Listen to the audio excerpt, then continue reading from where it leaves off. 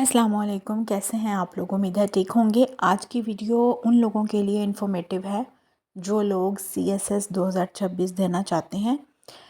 CSS 2026 हो या CSS का आगे जो भी एग्ज़ाम्स हों, उसके लिए MPT टेस्ट देना बहुत ज़रूरी है। तो आज मैं बात करूँगी अपनी वीडियो में कि MPT टेस्ट में क्या होता है, कैसे आते हैं एग्ज़ाम्स में क्वेश्चंस और क्या होता है इसका सारा। तो वो मैं आपके साथ एक प्रैक्टिस पेपर शेयर कर रही हूँ जो कि FPSC की वेबसाइट से ही लिया गया है। आप खुद भी जाके देख सकते हैं।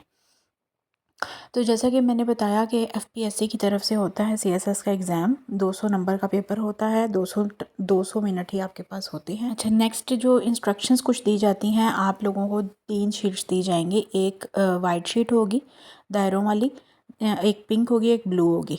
जो वाइट और पिंक शीट होगी ना, वो आपने उनको दे के आनी है। सबसे ऊपर आपने वाइट शीट रखनी है, फिर पिंक रखनी है, फिर ब्लू रखनी है, ठीक है। और उसके बाद आपने ब्लू शीट साथ लेके आनी है, वो आपको खुद ही दे देंगे। उससे आगे आपने अपने MCQs के आंसर चेक करने हैं जो कि शाम को आ जाते हैं आंसर। नेक्स्ट आपके पास जो है वो अच्छे से उन्होंने आपको कुछ एडवाइस दी हुई है। आपने अच्छे से क्वेश्चंस को पढ़ना है, उनको फिल जो है ना वो पूरा करके आना है, चाहे वो बॉक्स की फॉर्म में हो, चाहे वो दायरे की शक्ल में हो। दूसरा ये कि अपने सारे MCQs के जो नंबर हैं वो इक्वल है, नेगेटिव मार्किंग नहीं है, ये सबसे अच्छी बात है। अभी तक तो ऐसा ही है, अगर कोई नई अपडेट आई तो मैं आपके साथ शेयर कर दूँगी। इसके अलावा आपने कोई ओवर राइटिंग नहीं करनी, कोई क्रॉस नहीं करना, सारे रोल नंबर अपना नाम बिल्कुल सही लिख के आना है आंसर शीट पे। ठीक हो गया। और जैसे कि मैंने बताया कि बुकलेट और जो पिंक आंसर शीट है वो आपने वहाँ पे जमा करवा के आ जानी है।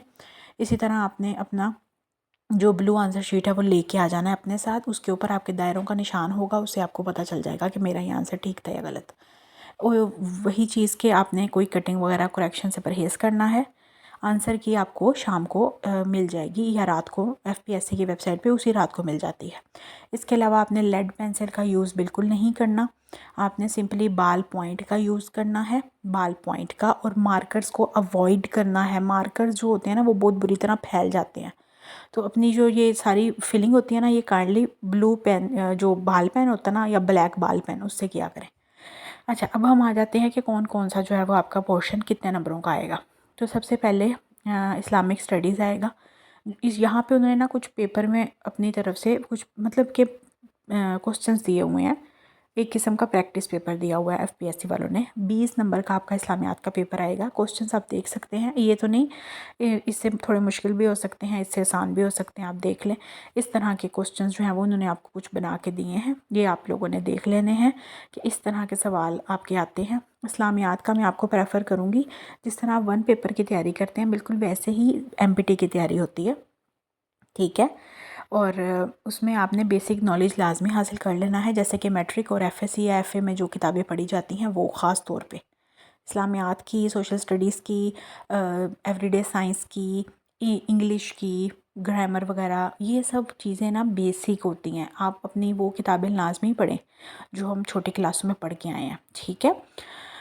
उसके अलावा जो है नेक्स्ट उर्दू का पोर्शन, उर्दू के पोर्शन में से आपके 20 नंबर का पेपर, इस्लामियात में से भी 20 नंबर का, और उर्दू के क्वेश्चंस भी आपके सामने उन्होंने कुछ प्रैक्टिस के लिए दे दिए हैं, वो आप देख सकते हैं कि इस तरह की चीज़ें आपको थोड़ा याद होगा तो आपने ये मैट्रिक में भी FSC में भी पढ़ी होंगी, ठीक है। अल्फाज मुतरादिफ, दुरुस्त जुमले की निशानदेही करें, ये सारी चीज़ें मज़ीद डिटेल से आपने पढ़नी है, ठीक है। बहुत सी किताबें आपको इजीली मिल जाती हैं, और ख़ास तौर पे जो है वो आपकी छोटी क्लासेस की जो बुक्स होती हैं। उसके बाद इंग्लिश आपके आएगा 50 नंबर का इंग्लिश का पोर्शन। उसमें वोकैबुलरी आएगी, ग्रामर यूज़ आएगा, कंप्रीहेंशन आएगी। अब इसमें आपके सिनोनिम्स आएंगे, ठीक है, वही उर्दू वाले जैसे कि अल्फाज मुतरादिफ सिनोनिम्स, जो हम मायने लफ्ज़ होते हैं, ठीक है। और उसके बाद आएंगे, ये आप देख लें, ये आपको याद करने पड़ेंगे, ऑफ कोर्स थोड़ी मेहनत करनी पड़ेगी। उसके बाद एंटोनिम्स हैं और ऑपोजिट जो वर्ड्स होते हैं। इस तरह का कुछ पेपर उन्होंने दिया हुआ है, और इस तरह का ही पेपर आता है, ठीक है। अटैम्प्ट कर चुकी हूँ मैं एक दफ़ा, तो बिल्कुल ऐसा ही पेपर आता है। हाँ, ये है कि मुश्किल हो सकता है, थोड़ा इजी भी हो सकता है, लेकिन आपने मुश्किल की ही तैयारी करके जानी है, क्योंकि कोई पता नहीं होता। पिछली 2024 में जो पेपर हुआ है वो मुश्किल ही था पहले वाले पेपर से, काफ़ी कम रेशो में लोग पास हुए थे। तो आपने कोशिश करनी है, डरना डरना बिल्कुल नहीं है, हिम्मत से काम लेना है और अच्छे से पढ़ के जाना है। बस अपने जहन को बिल्कुल इजी रखना है, फोकस करके करना है। आपने 200 में से 60 नंबर लेने हैं, सिर्फ इस चीज़ पे फोकस करें कि मेरे 60 नंबर आ जाएं बस, ठीक है। अगर आप इससे ज़्यादा ले लेंगे तो बहुत अच्छी बात है, अदरवाइज़ इसका कोई आपको बाद में कोई बेनिफिट नहीं है, ना ही इसका कोई मेरिट काउंट होता है। आपका सिर्फ 60 नंबर लेना ज़रूरी है ताकि आप क्वालिफाई कर सकें रिटन CSS के लिए, ठीक है। अभी तक यही अपडेट है, अगर इसके अलावा कोई अपडेट है तो मैं आपके साथ जो है वो शेयर कर दूँगी। होपफुली यही रहेगी इंशाल्लाह।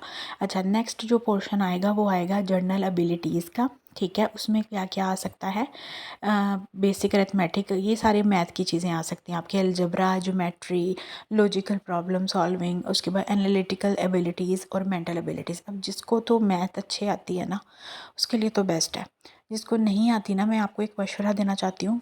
जैसे एकेडमी पढ़ते थे ना हम छोटे होते, वैसे ही कोई टीचर पकड़े मैथ का अच्छा सा प्रोफेसर या हम लेक्चरर कोई भी पकड़ लें टीचर, उससे ना मैथ की छोटी किताबों के बुक सवाल हल करें। परसेंटेज हो गई, रेशो क्वेश्चंस हो गए, नंबर आ गए कि आगे कौन सा नंबर आएगा, मतलब इस तरह के डिफरेंट डिफरेंट क्वेश्चंस जो होते हैं।